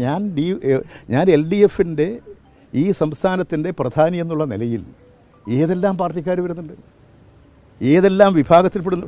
വൈദികന്മാർ എന്നെ കാണാൻ വരുന്നുണ്ട്, പല മുസ്ലിയാർമാർ അവരെന്നെ കാണാൻ വരുന്നുണ്ട്. ഞാൻ ജനകീയ പ്രതിനിധി എന്നുള്ള നിലയിൽ, ഒരു ജനകീയനായിട്ടുള്ള LDF പ്രവർത്തകൻ എന്നുള്ള നിലയിൽ എൻ്റെ അടുത്ത് പല ആവശ്യങ്ങളുമായിട്ട് വരും, കാണും, സംസാരിക്കും. അതുകൊണ്ട് ആരോടെങ്കിലും സംസാരിക്കുന്നതിലൊന്നും ഞാൻ ഇന്ന് വരെ തടസ്സം ഉണ്ടാക്കിയിട്ടില്ല. പക്ഷേ ഇതങ്ങ് സംസാരിച്ചാൽ അങ്ങ് മാറിപ്പോകുന്നതല്ല എൻ്റെ രാഷ്ട്രീയം. അതാദ്യം മനസ്സിലാക്കണം. ഞാൻ ഈ മാധ്യമക്കാരോട് ഈ ഏതെങ്കിലും നിലവാരമില്ലാത്തവർ, ഞാൻ ഇന്നലെയും പറഞ്ഞൊരു കാര്യമാണ് വിളിച്ചു പറയുന്നത്, നിങ്ങൾ ദയവ് ചെയ്ത് അവസാനിപ്പിച്ചാൽ ഇതെല്ലാം തീരും. അവരുടെ പടം വരാൻ വേണ്ടി കാണിക്കുന്ന ജാഗ്രതയാണിത്. ഈ TV വന്നതോടുകൂടി ഇത്തരത്തിലുള്ള കുറേ ആളുകൾ, വമ്പന്മാർ രംഗപ്രവേശനം ചെയ്തിട്ടുണ്ട്. അവർക്ക് ഈ ചാനലിൽ കാണണം. അതിനെ നിങ്ങൾ പ്രോത്സാഹിപ്പിക്കരുത്. തെറ്റായിട്ടുള്ള രാഷ്ട്രീയത്തെ തന്നെ മലീരസമാക്കുന്ന, വൃത്തികേടാക്കുന്ന അതിൻ്റെ വ്യക്തിത്വത്തെ, രാഷ്ട്രീയത്തിൻ്റെ മാന്യതയെ കളങ്കപ്പെടുത്താൻ ഇത്തരത്തിലുള്ള ചില ശക്തികൾ പരിശ്രമിക്കും. അത് നിങ്ങൾ കൂടി ഇത് മനസ്സിലാക്കി പ്രവർത്തിക്കണമെന്നാണ് എനിക്ക് അഭ്യർത്ഥന. നന്ദകുമാർ എന്നെക്കുറിച്ച് എന്താ പറഞ്ഞത്? ഞാൻ കേസ് കൊടുക്കണ ഒരു വകുപ്പ് വേണ്ടേ? വെറുതെ പോയി കേസ് കൊടുക്കാൻ പറ്റൂ? ഇന്നലെ ഞാൻ ഈ ചാനലിൽ കണ്ടു, ഏത് ഏഷ്യാനെറ്റ് ആണെന്ന് തോന്നുന്നു, അതിൻ്റെ അവതാരകൻ ചോദിച്ചു. So that was fairly a long clip, but Jayarajan claiming that two politicians meet but don't talk politics is a bit difficult to buy. But Ananth, do tell me, when exactly was this soundbite aired, and what was the hour, and what was the significance of the time? The timing of this whole controversy was what made it very interesting. Actually, this was in the making for some time. First of all, let me tell you who EP Jayarajan is. He is the LDF convener, the left front convener, and also a central committee member of the CPM. But of late, over the last maybe couple of years, he has been a bit disgruntled with the party, and it's widely known to everyone. Because he thought probably he would be making it to the Politburo of the CPM, or he would be made party secretary in the state. But then that did not happen. So he was abstaining from some of these meetings, and it was very visible, very conspicuous, I would say. And we should see all these things in this context. Like last time also, back in 2023, a little before that, there was this controversy about Mr. Jayarajan, which was raised by Jayarajan is from Kannur, incidentally, which is a stronghold of the Communist Party of India, Marxists. And there is another Jayarajan. There are three Jayarajans in Kannur. There is another Jayarajan who raised this issue of EP Jayarajan's wife and son holding some stakes, some shares in a resort, and which he claimed, and this was in an inner party meeting, and he said this was actually hidden away from the party. So this had raked up some controversy earlier, and eventually the party of late, the latest in that is the party advised him to ask his family to sell off those shares, but then which led to a fresh controversy because the deal was apparently made with Niramaya Retreat, which is owned by Rajiv Chandrasekhar, who is a BJP leader and a contestant, and the BJP contestant from Thiruvananthapuram. So that is the background. And this issue actually stemmed from a couple of statements made by one very controversial lobbyist in Kerala. He goes by the name TG Nandakumar, and he is popularly known as Dalal Nandakumar. Dalal as in broker or a middleman or whatever.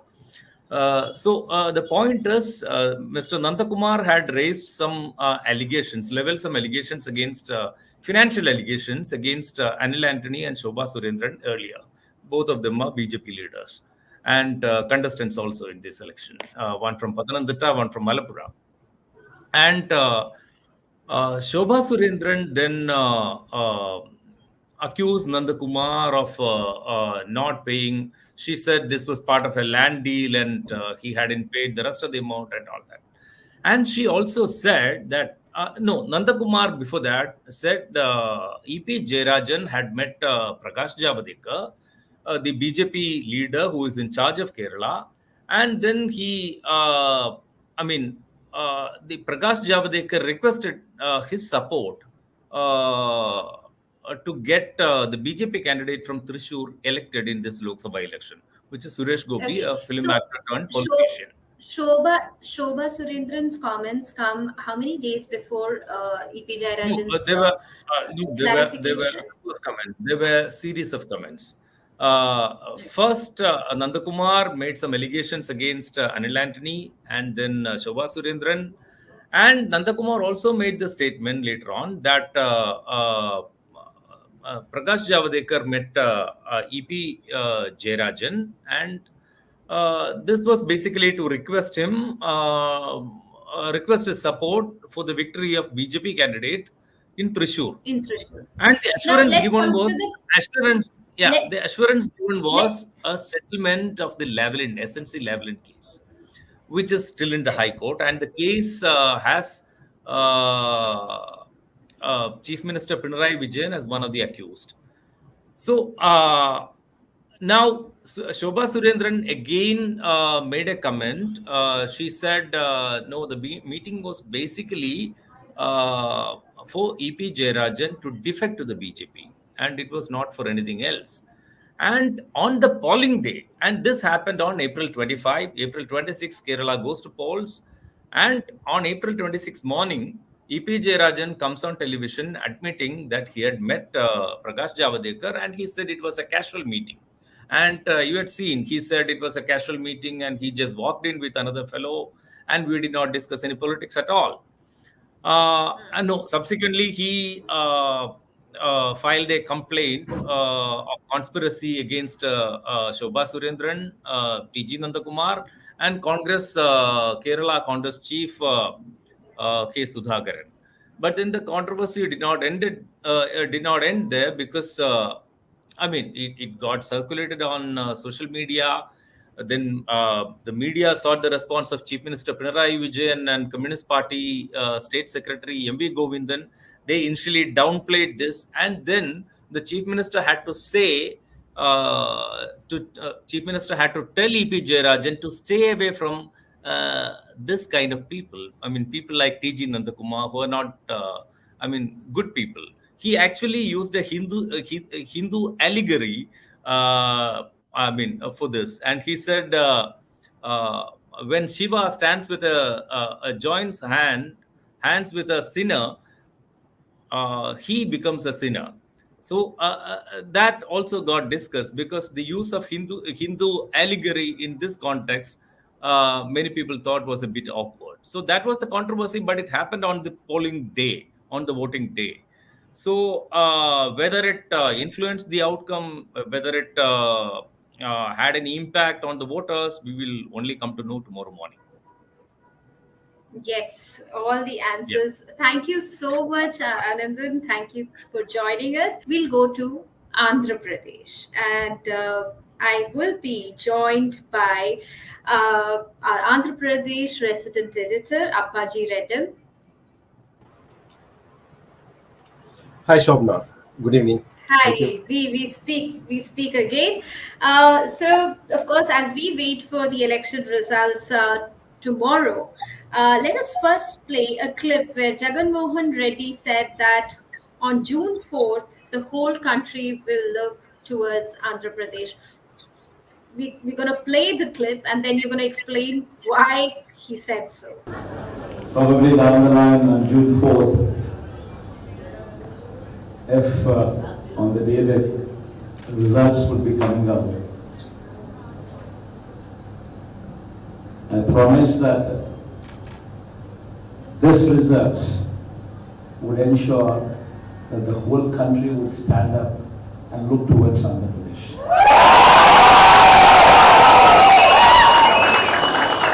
In fact, when someone told me last time itself was 151, last time out of 175, 151 itself is a tall number.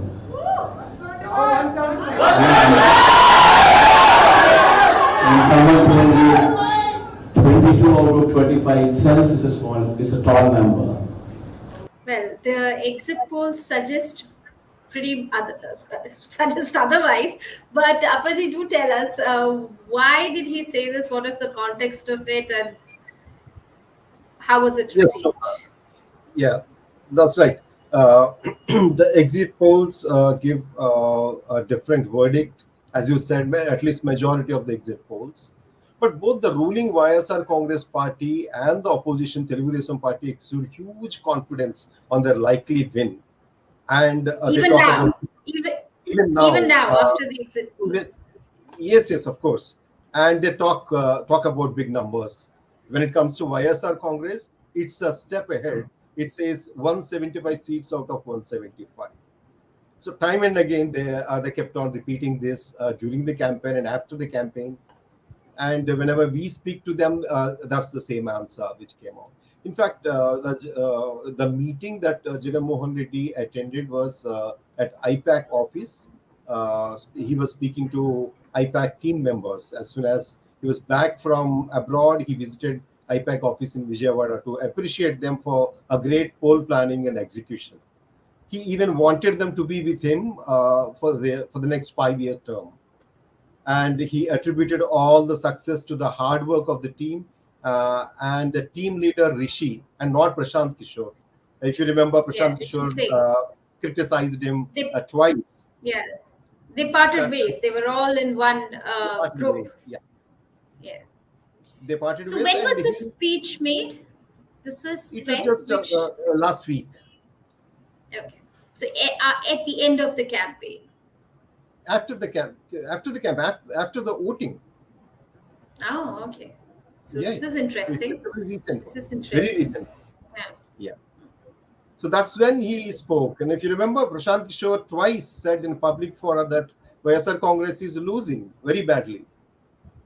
So that was also a surprise. And more surprising aspect is that Jagan Mohan Reddy time and again is saying that he will get more numbers than what he got in the last term.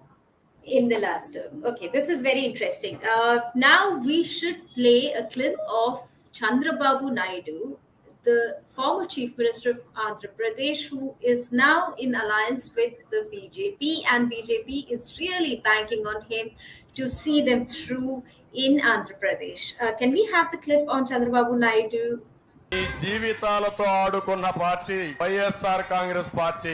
ఏం తమ్ముళ్ళు మీ జీవితాల్లో ఏమైనా మార్పు వచ్చిందా మీకు? ఏమమ్మా ఆడబిడ్డలు మీకు న్యాయం జరిగిందా మీకు?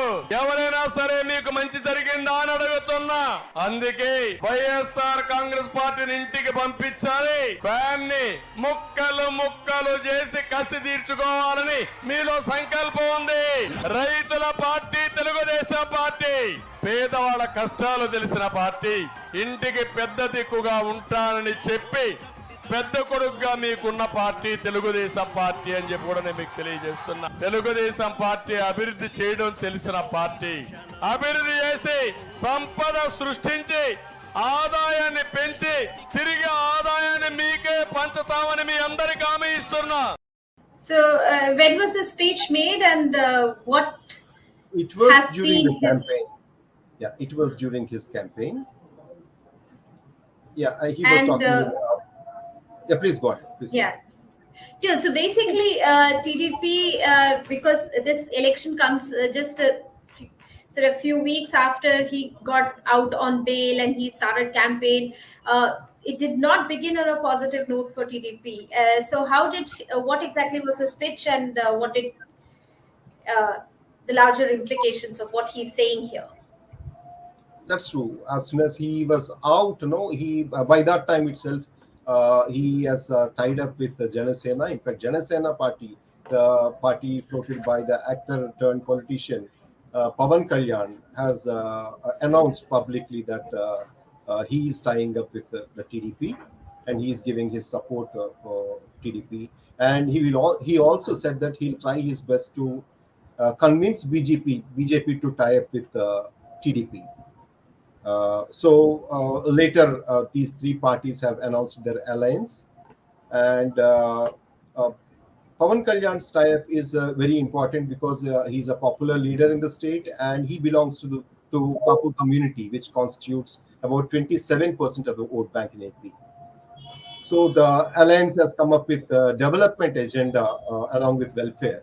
It has promised wealth creation and distribution of the revenue. The Naidu mark quote that I'll create wealth, I'll bring in investment, I brought Bill Gates here, I built Hyderabad. The tone and tenor is in the same lines, and he also criticized YSR Congress party for not developing anything, including infrastructure, road infrastructure, not bringing in investment, industries, etc. And there are no jobs for the youth, and all these points were raised in the campaign predominantly, and criticized by the alliance leaders all across.